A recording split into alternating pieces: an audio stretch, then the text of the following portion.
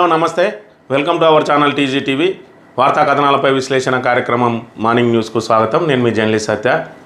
ముందుగా రాజకీయ పరిణామాలను కనుక పరిశీలించినట్లయితే ముచ్చటగా మూడోసారి మోదీ ప్రధానిగా నిన్నటి రోజున ప్రమాణ స్వీకారం చేసిండు. అందులో భాగంగా 71 మంది మంత్రులతోటి కొలువు తీరింది మోడీ 3.0 కొత్త ప్రభుత్వం. అందులో భాగంగా తెలంగాణ నుంచి ఒక క్యాబినెట్ బెర్త్, మరొక సహాయ మంత్రి ఏదైతే మరి ఇక్కడ రాష్ట్ర అధ్యక్షునిగా ఉన్నాడో కిషన్ రెడ్డి, ఆల్రెడీ సిట్టింగ్ మంత్రిగా కూడా ఉన్నాడు. ఆయనను తిరిగి మంత్రిగా కొనసాగిస్తూ అదనంగా కార్పొరేటర్ స్థాయి నుంచి ఎంపీగా ఎదిగిన బండి సంజయ్కి అనూహ్యంగా కేంద్ర మంత్రిగా అవకాశం దక్కింది. సహాయ మంత్రి పదవి పొందిండు. ఏదైతే మరి విధేయతకే పట్టం కట్టింది. అదేవిధంగా ఈటలకు డీకేఆర్నకు మరి మంత్రి పదవి ఇస్తారని చెప్పి ప్రచారం జరిగినప్పటికీ కూడా మరి రాష్ట్ర పగ్గాలు ఈటలకు అప్పగించి అదేవిధంగా డీకేఆర్నకు కూడా బీజేపీలో సముచిత స్థానం కల్పించే అవకాశం ఉందని చెప్పి మరి బీజేపీ వర్గాల ద్వారా బయటకు వస్తున్న సమాచారం. అదేవిధంగా రాష్ట్రం విషయానికి వస్తే ఇంకా కొనుగోలు కేంద్రాల్లోనే మరి వడ్లను అమ్మకానికి పెట్టిన రైతులు తీవ్ర ఇబ్బంది పడుతున్నారు. అందులో భాగంగా మంతని నియోజకవర్గంలో మరి నెల రోజుల నుంచి తమ ధాన్యం కొనడం లేదని చెప్పి మహిళలు నిరసన వ్యక్తం చేసిన పరిస్థితి. మరోవైపు రైతు భరోసా ఇంకెప్పుడు ఇస్తారని చెప్పి హరీష్ రావు ప్రశ్నించిన అంశాన్ని కూడా మనం ఇక్కడ ప్రధానంగా గమనించవచ్చు. వార్తా కథనాల విషయానికి వస్తే తెలంగాణ దినపత్రిక గ్రూప్ 1 పరీక్షలో తెలంగాణ అస్తిత్వం ఏది? ప్రశ్నపత్రం రూపకల్పనలో సర్కార్ ఫెయిల్, తెలంగాణ మాయమైందని మండిపాటు, సాంస్కృతిక వారసత్వం, చరిత్రపై లేని ప్రశ్నలు, భాషను భౌగోళిక అంశాలను మర్చిపోయిన వైనం, ఇదేం ప్రశ్నపత్రం అని తెలంగాణ వాదుల పెదవి విరుపు. మరోవైపు ఎగ్జామ్ నిర్వహణలోనూ గందరగోళం, సమయం గడవక ముందే అభ్యర్థులు బయటికి అని చెప్పి ఏదైతే మరి గ్రూప్ 1 మీద ఇప్పటి వరకు మరి అనేక ఆరోపణలు వచ్చిన నేపథ్యంలో తిరిగి మరి ఇప్పుడు కొత్త ప్రభుత్వం నిర్వహించిన గ్రూప్ 1 పరీక్షలో తెలంగాణ అస్తిత్వం ఏదని చెప్పి మరి ప్రశ్నాపత్రం రూపకల్పనలో సర్కారు తీవ్రంగా విఫలమైందని చెప్పి తెలంగాణ మరి సాంస్కృతిక వారసత్వం, చరిత్ర మీద మరి ఎలాంటి ప్రశ్నలు లేవు. కేవలం మరి కొత్త ప్రభుత్వం ఏదైతే ప్రవేశపెట్టిందో 6 గ్యారంటీలు, దానికి సంబంధించిన అంశాలే పొందుపరిచింది తప్ప చారిత్రక వైభవానికి సంబంధించి కానీ వారసత్వానికి సంబంధించి కానీ ఎలాంటి ప్రశ్నలు అందులో పొందుపరచలేదని చెప్పి చెప్తున్న పరిస్థితిని మనం గమనించవచ్చు. సారు వడ్లు కొనండి, మంత్రి శ్రీధర్ బాబు నియోజకవర్గ రైతులు ధాన్యం డబ్బులు ఎప్పుడు వస్తాయి, వానాకాలం మేము ఎప్పుడు వేసుకోవాలి, మంత్రిని ప్రశ్నిస్తున్న రైతులు అని చెప్పి ఇక్కడ ఏదైతే మరి మంతని నియోజకవర్గం మలహార్ మండలికి సంబంధించిన మహిళా రైతులు సారు వడ్లు కొనండి అని చెప్పి ఇక్కడ దీనంగా అర్థిస్తున్న పరిస్థితిని మనం ఇక్కడ గమనించవచ్చు. ఇందులో రైతులు వానాకాలం పంటకు సిద్ధమవుతున్న సమయం ఇది. రాష్ట్రంలో కొన్ని ప్రాంతాల్లో ఇంకా వడ్లు కొనే దగ్గరే ఉంది ప్రభుత్వం. మంత్రి శ్రీధర్ బాబు నియోజకవర్గంలో వడ్లు కొనడం లేదంటూ రైతులు నిరసన వ్యక్తం చేస్తున్నారు. మంత్రి నియోజకవర్గం మలహార్ మండలం ఎడ్లపల్లి గ్రామానికి చెందిన రైతులు ప్రభుత్వంపై మండిపడ్డారు. నెలన్నర రోజులైనా ప్రభుత్వం వడ్లు కొనడం లేదని ఆగ్రహం వ్యక్తం చేశారు. మళ్ళీ పంటలు వేసుకునే కాలం వచ్చిందని, ప్రభుత్వం ఇంకా వడ్లు కొనలేదని, ఈ పంట డబ్బులు ఎప్పుడు వస్తాయో తాము ఎలా పెట్టుబడి పంట వేసుకోవాలో అని చెప్పి మరి అర్థం కావడం లేదని వారు వాపోతున్న పరిస్థితిని మనం ఇక్కడ గమనించవచ్చు. మంత్రి గారి నియోజకవర్గంలోనే పరిస్థితులు ఇలా ఉంటే సాధారణ ఎమ్మెల్యేల నియోజకవర్గాల్లో పరిస్థితి ఏంటని వారు ప్రశ్నిస్తున్న అంశాన్ని మనం ఇక్కడ ప్రధానంగా గమనించవచ్చు. సారు మరి నెల రోజుల నుంచి మేము ధాన్యం కేంద్రాల్లో పడిగాపులు కాస్తూ ఉన్నాం, మరి మా పరిస్థితి ఏందని చెప్పి మరి ఇక్కడ మహిళలు ఇక్కడ మరి ఇబ్బందులు పడుతున్న పరిస్థితి. మరోవైపు ఏదైతే మరి నిర్వాహకులు ఉన్నారో ఆ నిర్వాహకులు సకాలంలో కొనుగోలు చేయక వాళ్ళే దళారుల అవతారం ఎత్తి 1800 నుంచి 1900 కొనుగోలు చేస్తాను, మద్దతు ధరకు వచ్చేటప్పటికి 2200 చెల్లించాల్సి ఉంటుంది. కానీ కావాలనే తాత్సారం చేస్తున్న ఇటు అధికారులు కానీ ఇటు ప్రభుత్వం కానీ పట్టించుకున్న పాపాన ఓడడం లేదు. దానికి రైతులు బలవుతున్న పరిస్థితులు మనం ఇప్పటికే గమనించవచ్చు. ఇప్పటికే 2 నుంచి 3 సార్లు వర్షానికి తడిసి ఎండుతూ ఉన్నాయి వడ్లు. ఇంకా పూర్తి స్థాయిలో ధాన్యం నల్లబడ్డ తర్వాత కొనే అవకాశం ఉన్నది. మరి సకాలంలో కొనకపోతే మేము వానాకాలం పంట ఎలా వేసుకోవాలి? మరి మంత్రి నియోజకవర్గంలోనే ఈ దుస్థితి ఉంటే మరి ఇతర నియోజకవర్గాల పరిస్థితి ఏందని చెప్పి కూడా వాళ్ళు ప్రశ్నిస్తున్న పరిస్థితిని మనం ఇక్కడ గమనించవచ్చు. ఇక ముచ్చటగా మూడోసారి ప్రధాని మోడీ ప్రమాణ స్వీకారం హాజరైన ప్రముఖులు. భారతదేశ ప్రధానమంత్రిగా మోదీ ఆదివారం ప్రమాణ స్వీకారం చేశారు.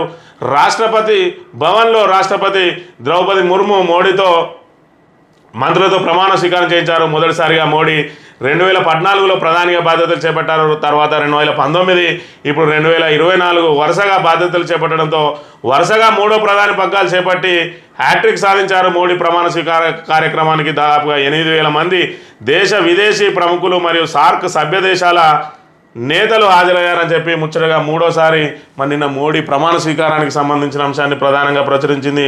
ఏదైతే 71 మందితోటి ఇక్కడ కొలువు తీరింది మరి మోడీ 3.0 నూతన ప్రభుత్వం.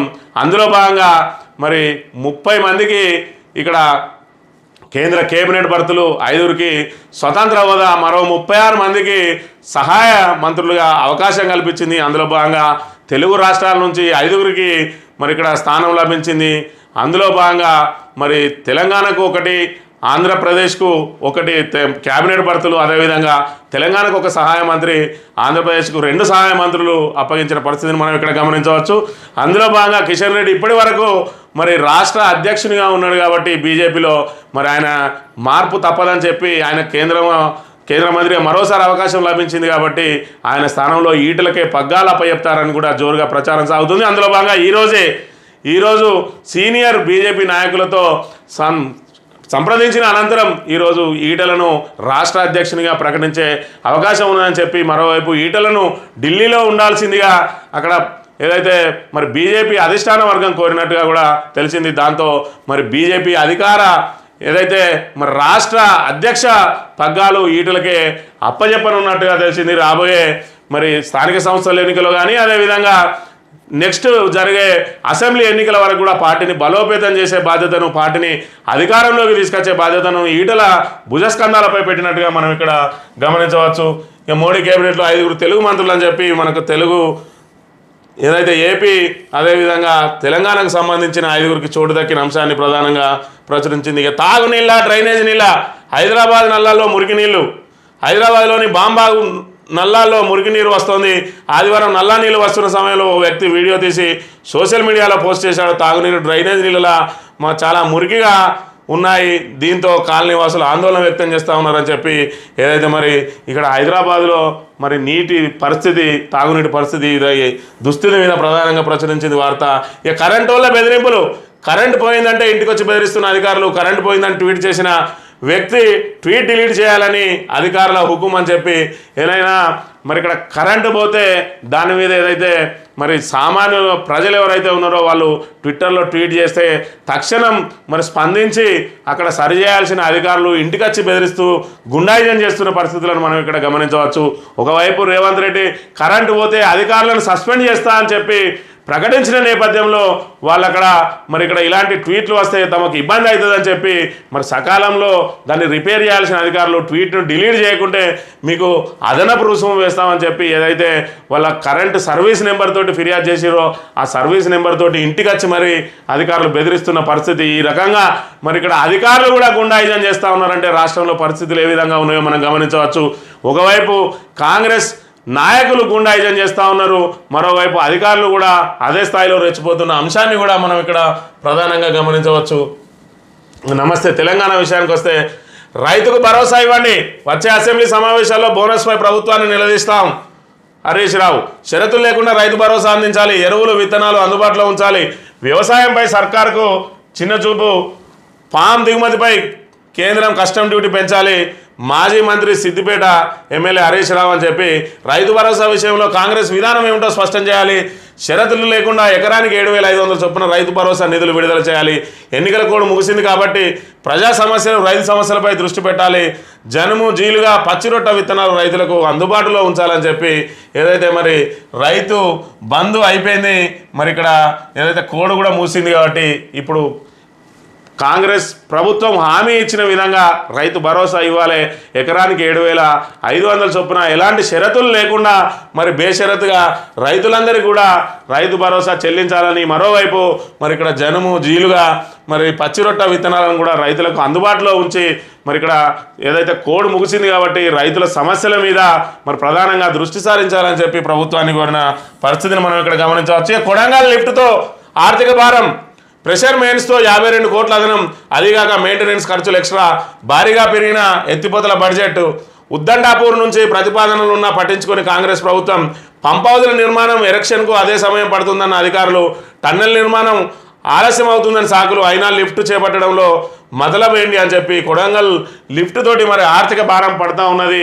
మరి ఇక్కడ ఏదైతే గతంలో మరి లిఫ్ట్ ఇరిగేషన్ల ద్వారా మరి ఇక్కడ ఆర్థిక భారం పడ్డది రాష్ట్రం మీద అని చెప్పి అనేక ఆరోపణలు చేసిన రేవంత్ రెడ్డి ప్రభుత్వం ఈరోజు కొడంగల్ లిఫ్ట్ తోటి మరి ఇక్కడ ఆల్రెడీ టన్నెల్ ద్వారా మరి యథావిధిగా నడిపించి ఎలాంటి ఆర్థిక భారం లేకుండా మరి దాన్ని కొనసాగించే అవకాశం ఉన్నప్పటికీ కూడా ఇప్పుడు లిఫ్ట్ తోటి ఎందుకు చేపడుతున్నారు అనేది దానిలో మతలబ్ ఏంటిది అని చెప్పి మరి ఇక్కడ ప్రశ్నిస్తున్న పరిస్థితులను మనం ఇక్కడ గమనించవచ్చు. మృగశిర జాతర హైదరాబాద్లో ముషీరాబాద్ చేపల మార్కెట్లో ఆదివారం కొనుగోలుదారుతో కిటకిటలాడింది.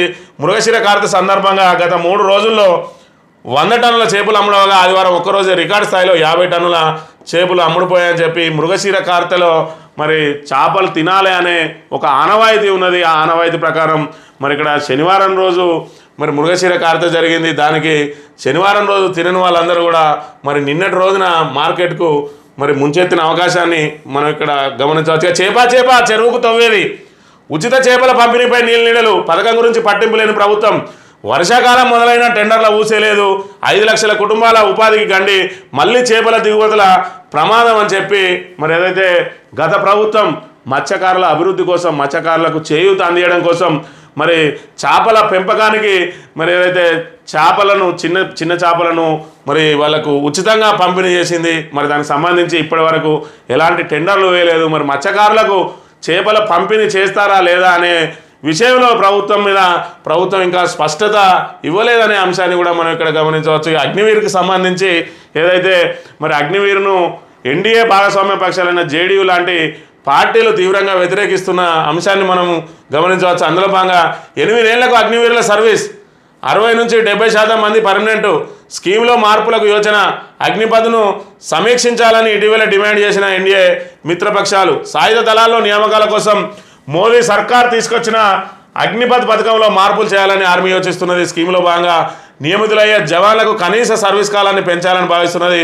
ప్రస్తుతం 4 ఏళ్ళ ఉన్న సర్వీస్ను 7 నుంచి 8 ఏళ్ళకు పెంచాలని, అదేవిధంగా అగ్నివీరులో 60 నుంచి 70% మందిని పర్మనెంట్ చేసేలా ఆర్మీ సీనియర్ అధికారులు సిఫారసులు చేసినట్టు సంబంధిత వర్గాలు వెల్లడించాయని చెప్పి మరి 4 సంవత్సరాలకే సర్వీస్ కోసం మరి వాళ్ళని తీసుకుంటే అది మరి వాళ్ళ జీవితాలతోటి చెలగాటం ఆడినట్టు అవుతుంది. కాబట్టి మరి దీని మీద పునఃసమీక్షించాలని చెప్పి ఎన్డీఏ మిత్రపక్షాలు కోరిన నేపథ్యంలో మనం 8 ఏళ్లకు పెంచడానికి ప్రయత్నం చేస్తున్నట్టుగా ఇక్కడ మనం గమనించవచ్చు. అందులో భాగంగా 60 నుంచి 70% మందిని వాళ్ళని పర్మనెంట్గా కూడా చేయడానికి మరి వాళ్ళ ఆర్మీ అధికారుల సిఫారసు తోటి చేయాలని చెప్పి మరి దానికి నిబంధనలు రూపొందిస్తున్నట్టుగా కూడా మనం ఇక్కడ గమనించవచ్చు. ఇక వికారాబాద్ అడవి నౌకాదళానికి విఎల్ఎఫ్ స్టేషన్ కోసం ఏర్పాటు ప్రభుత్వం కేటాయించిన స్థలంలో సరిహద్దుల పనులు ప్రారంభం.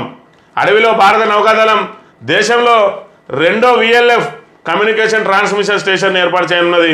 పూడూరు మండలంలో ఏర్పాటు చేయనున్న ఈ స్టేషన్ కోసం రాష్ట్ర ప్రభుత్వం వికారాబాద్ జిల్లా దామగుండం రక్షిత అటవీ ప్రాంతంలో 2901 ఎకరాల అటవీ భూమిని నేవీ కేటాయించింది. తాజాగా ఆ భూమిని నౌకాదళం తమ ఆధీనంలోకి తీసుకున్నారని చెప్పి ఏదైతే నౌకాదళానికి సంబంధించి విఎల్ఎఫ్ స్టేషన్ కోసం ఏదైతే మరి వెరీ లో ఫ్రీక్వెన్సీ స్టేషన్ అని అది అటవీ ప్రాంతంలో ఏర్పాటు చేయనున్నారు. మరి దీనికి సందర్భంగా తెలంగాణ ఆ చుట్టుపక్కల గ్రామాలు వికారాబాద్ చుట్టుపక్కల గ్రామాల వాళ్ళు తీవ్రంగా వ్యతిరేకిస్తున్నప్పటికీ కూడా ప్రభుత్వం అందులోనే కొనసాగించడానికే మరి మొగ్గు చూపుతున్న అంశాన్ని కూడా మనం ఇక్కడ గమనించవచ్చు.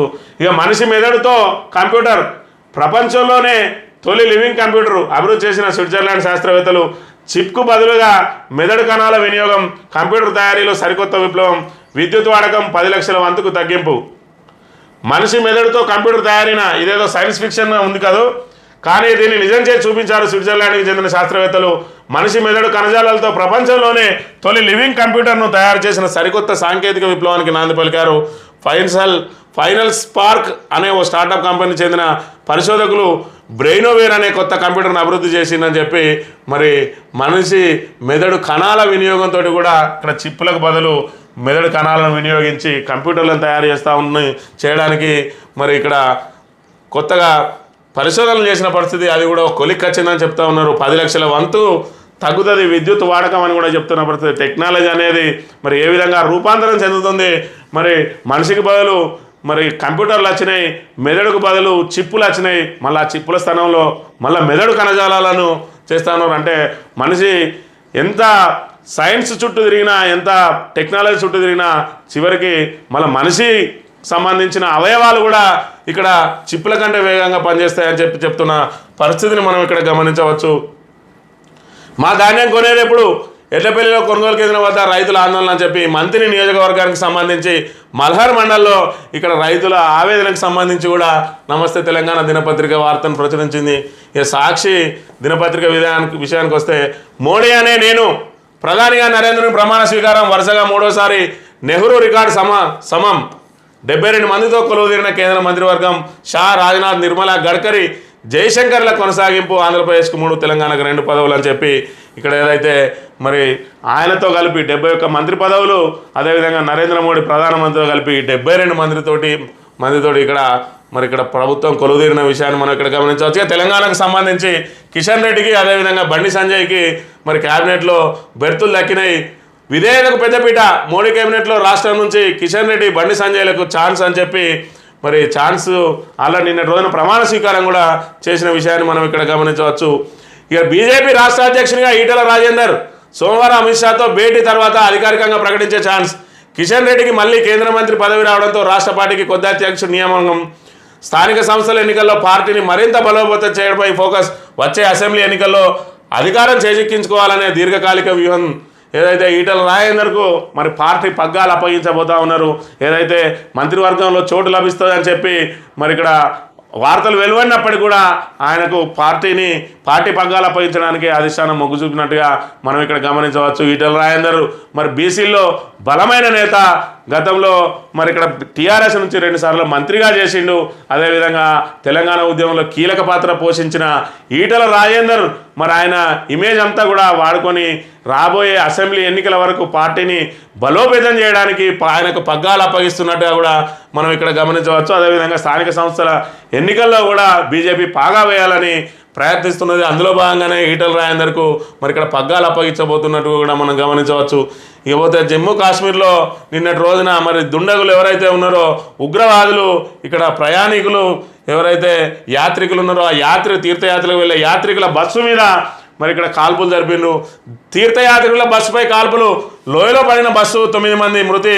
కాశ్మీర్లో ఉగ్రమూకల దుశ్చర్య అని చెప్పి ఇక్కడ మరి తీర్థయాత్రికులు పోతా ఉన్న బస్సు మీద వాళ్ళు ఏదైతే కాల్పులు జరపడంతో బస్సు లోయలో పడ్డది, డ్రైవర్ గాయాలవడంతో అందులో భాగంగా మరి ఇక్కడ అనేక మంది 9 మంది మృతి చెందడంతో పాటు మిగతా 30 మందికి పైగా గాయాలైన పరిస్థితిని మనం ఇక్కడ గమనించవచ్చు.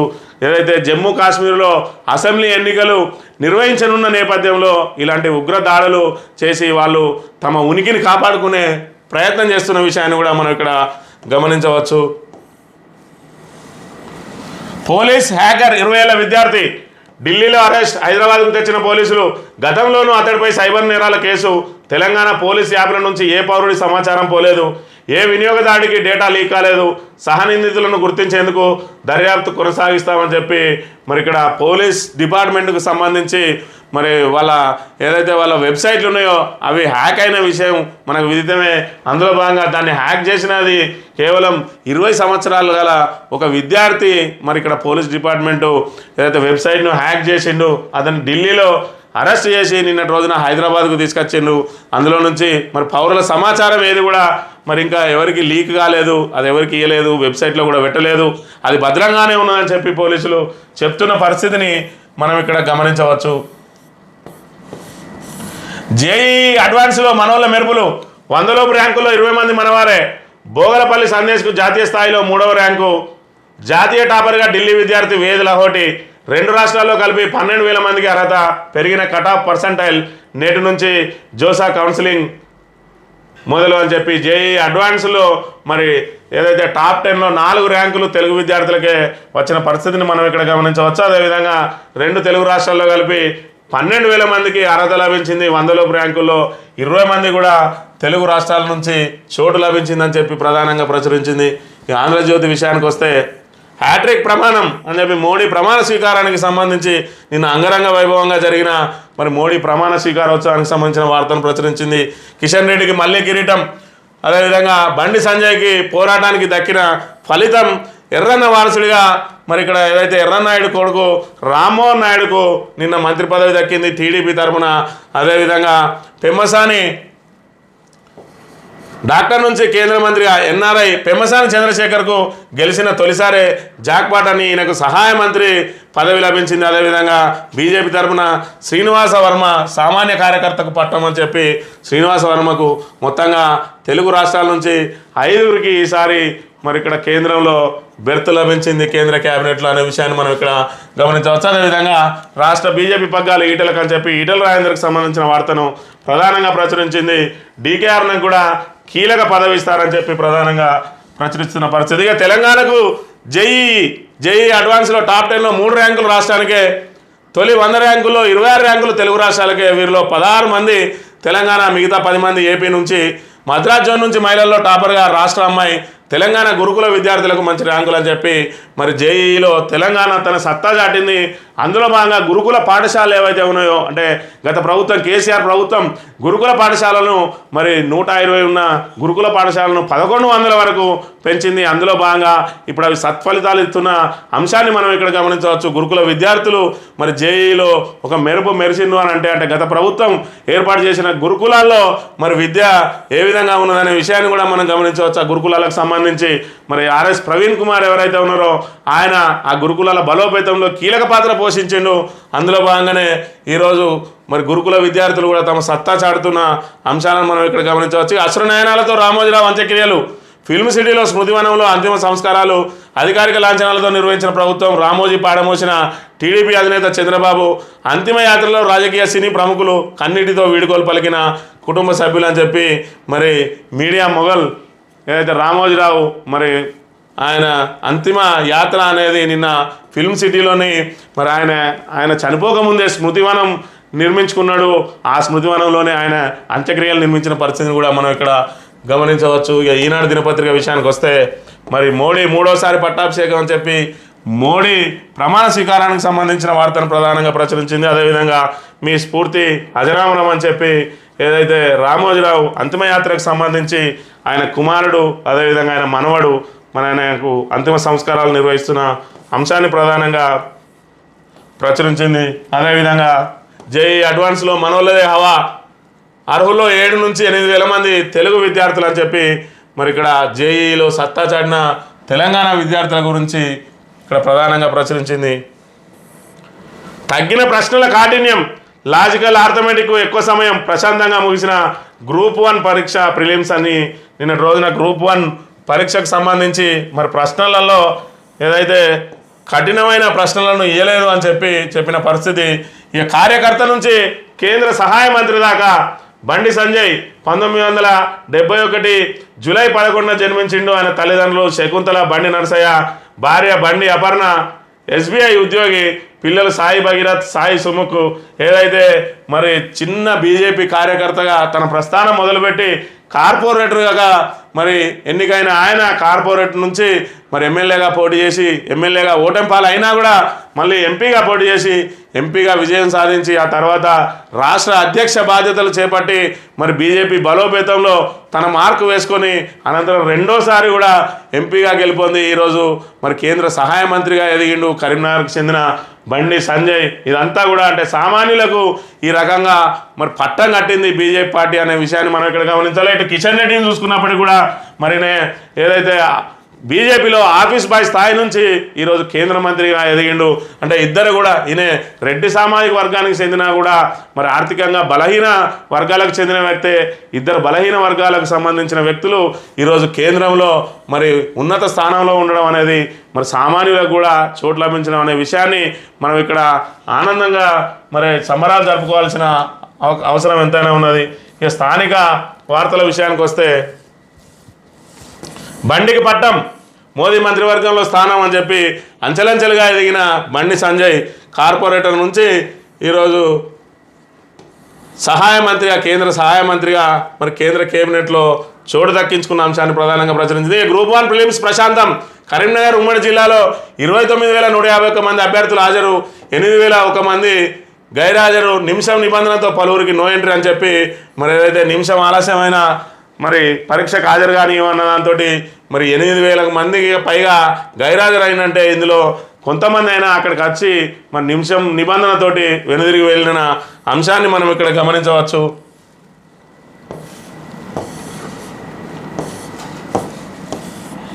రోడ్డు ప్రమాదంలో ఇద్దరు దుర్మరణం.